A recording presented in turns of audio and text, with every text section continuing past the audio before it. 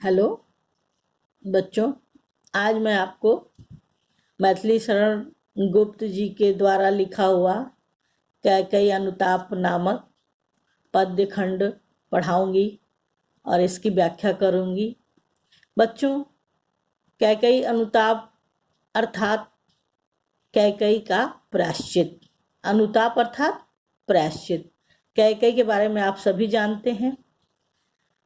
मैथिली शरण गुप्त जी का नारियों के प्रति जो विचार है वो उनकी रचनाओं में स्पष्ट दिखता है।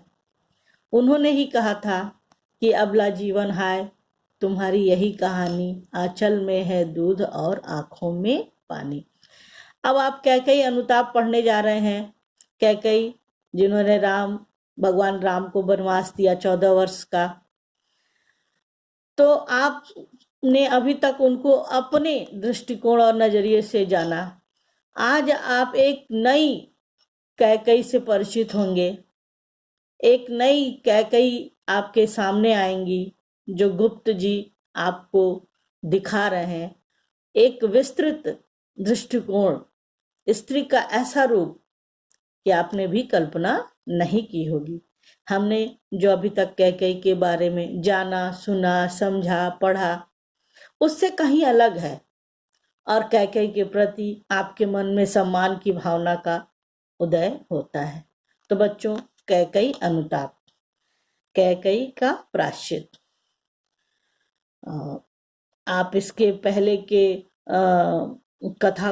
कहानी को जानते हैं। 14 वर्ष का वनवास हो चुका है, राम चले गए हैं, पंचवटी में बैठे हुए हैं और यहाँ पर अयोध्या में राजा दशरथ की मृत्यु हो जाती है।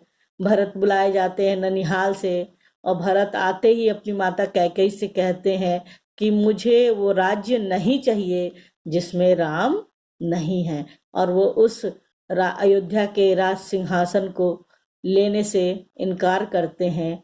और सब लोग इस बात को मान लेते हैं कैकेयी के साथ कि राम को वन से हमें जाकर वापस लाना चाहिए।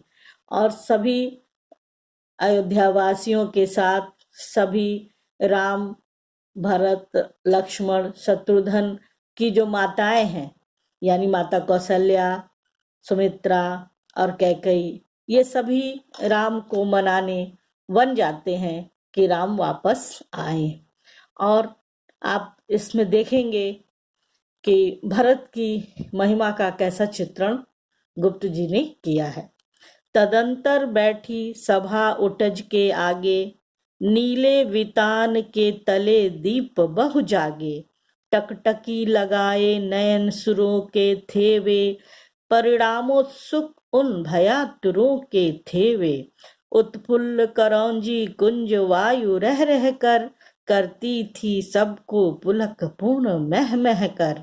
वह चंद्रलोक था कहाँ चांदनी वैसी, प्रभु बोले गिरा गंभीर नीर निधि जैसी। हे भरत भद्र अब कहो अभिषिप्त अपना, सब सजग हो गए भंग हुआ ज्यों सपना। हे आर्य रहा क्या भरत अभिषिप्त, अब भी मिल गया अकंटक राज्य उसे जब तब भी। पाया तुमने तरुतले अरण्य बसेरा, रह गया अभिषिप्त शेष तदपि क्या मेरा। तनु तड़प तड़प कर तप्त तात ने त्यागा, क्या रहा अभिषिप्त और तथापि अभागा। हाँ इसी अयस के हेतु जनन था मेरा, निज जननी ही के हाथ हनन था मेरा। तदंतर बैठी सभा उटज के आगे,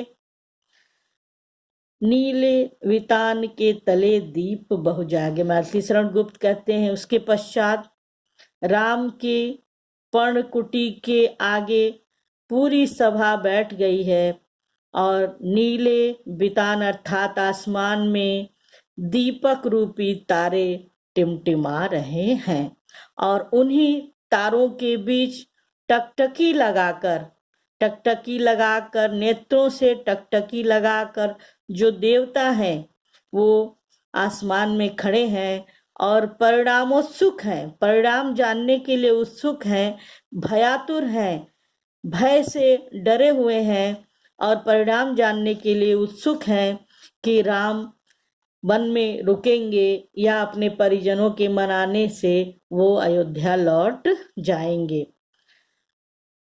तत्पश्चात राम की पर्णकुटी के आगे अयोध्या का पूरा राज्य समाज सभा के रूप में बैठा हुआ है। गुप्त जी कहते हैं, नीले आसमान में बहुत से दीपक रूपी तारे टिमटिमा रहे हैं और उसी आसमान में देवता एक टक दृष्टि लगाकर पृथ्वी पर होने वाले उस परिणाम को जानने के लिए उत्सुक हैं कि राम 14 वर्ष के लिए वन में रहेंगे या चले जाएंगे। देवता भयातुर हैं, भयभीत हैं, उन्हें असुरों का और राक्षसों का भय है। उन्हें ये पता है कि यदि राम वन में रुकेंगे तो उनका संहार निश्चित है।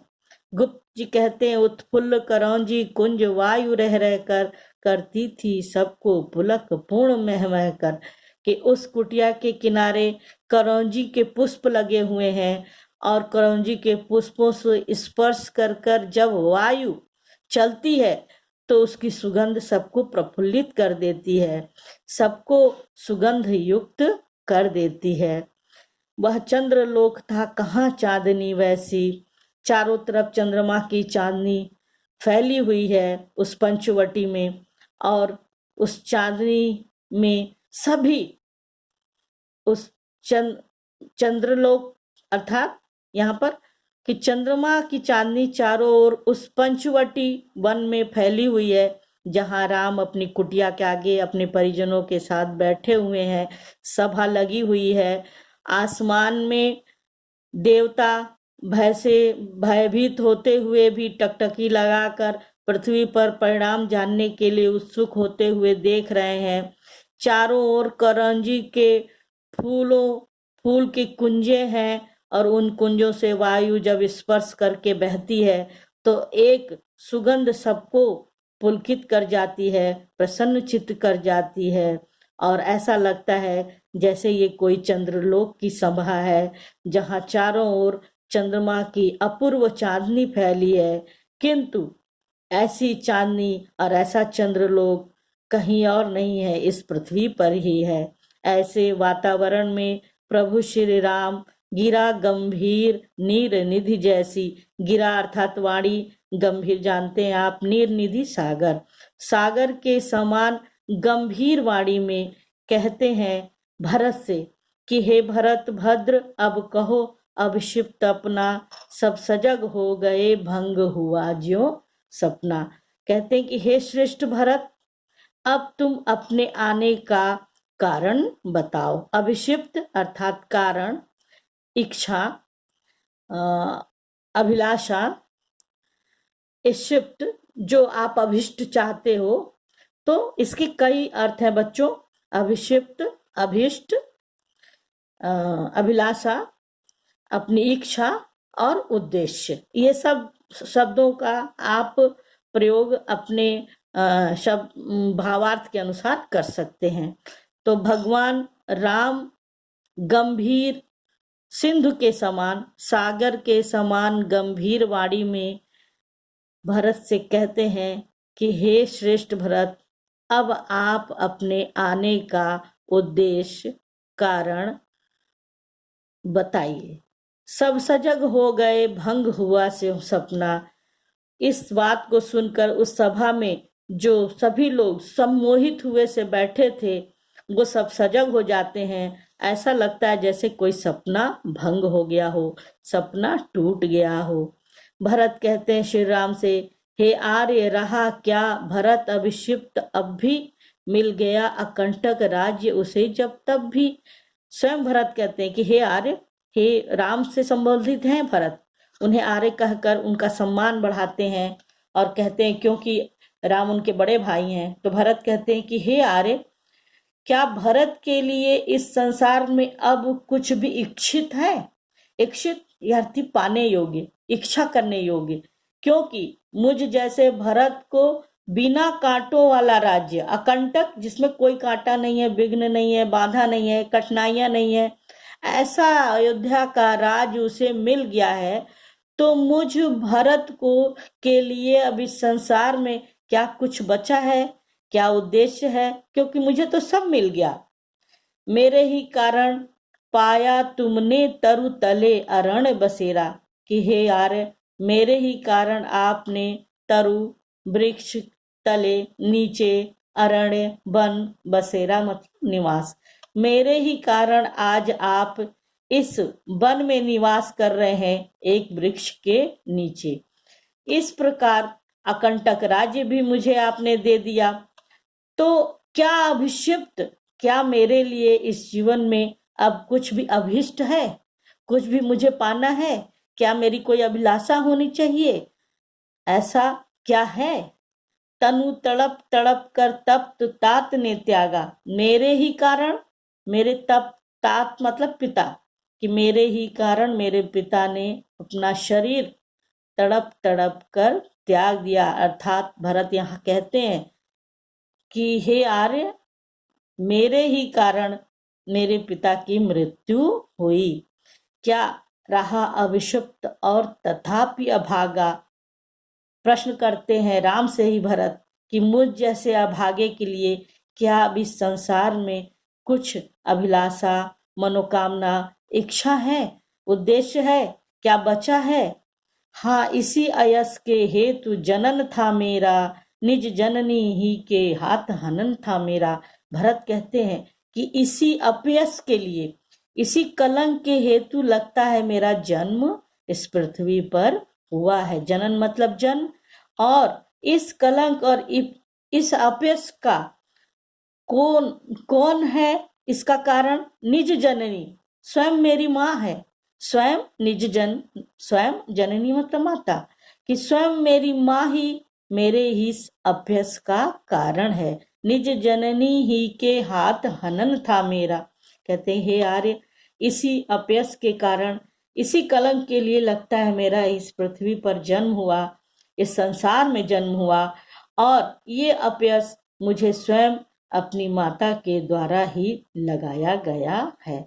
ऐसा मैं भरत, जिसके कारण आपको कंटक राज, जिसके कारण आपको वन में आना पड़ा, वन में आकर वृक्ष के नीचे निवास करना पड़ा, जिसके कारण मेरे पिता ने अर्थात दशरथ ने अपना शरीर तड़प तड़प कर त्याग दिया, अपने प्राण त्याग दिए, जिसके कारण सब कुछ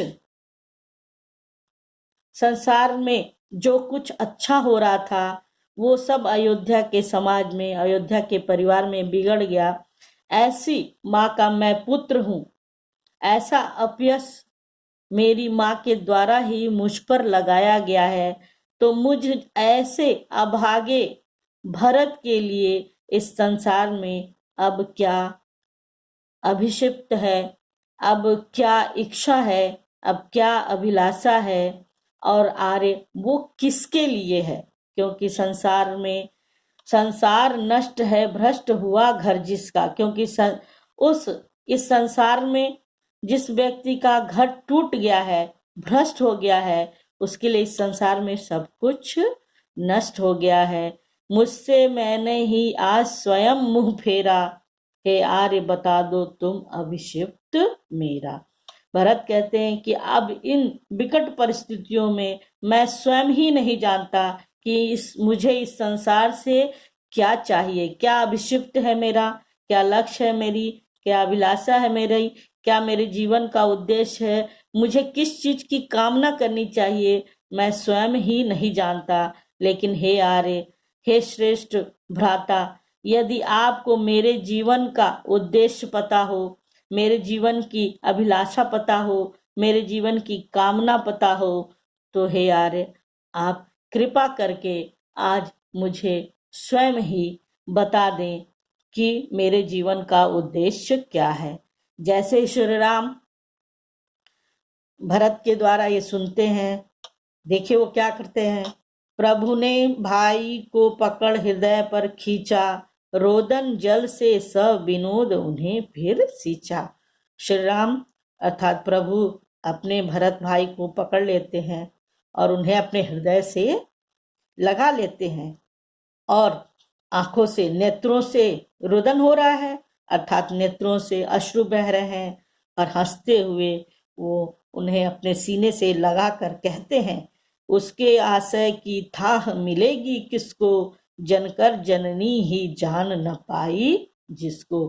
कि उसके मन की थाह, उसके मन की गहराइयों को, भावनाओं को, उसकी सोच को, उसके विचार को कौन समझ सकेगा, जिसको जन्म देने वाली माता ही नहीं समझ पाई है। आज बस इतना ही बेटा, इसके बाद आगे। धन्यवाद।